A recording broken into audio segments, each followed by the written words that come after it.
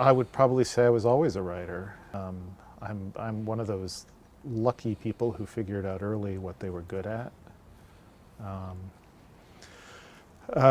So already by the time I was done with high school, I thought being a writer and having a lot of free time, making things up, escaping from the world, that all sounded good to me. And how I became that, just didn't know any better and got out of college, didn't like college very much, got out of college, and it's one of the wonderful things about a novel is you don't have to have any professional training. It's a form of it. Anybody can sit down and start writing a novel, so that's what I did. But this early love for literature, could you try to put some words on it? Because before we write, we probably read. Oh yeah, no, I mean what really made me a writer, I was actually just talking about it with Kathy last night. We were at a reading here in town, a local fiction writer, very good, named Lisa McKenzie. And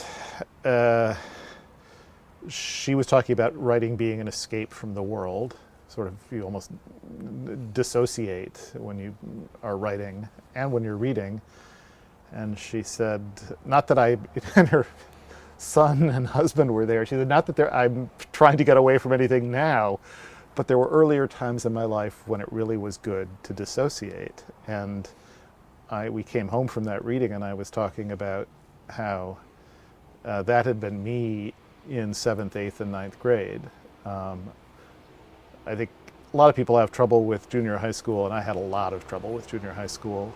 And books were, it's not that I didn't have any friends. I had a few good friends, but I had a lot of time, and life at school was so miserable for so many reasons that just to come home and then to spend all summer sitting in one chair reading, for 3, 6, in some cases 8 or 10 hours, that was how I survived.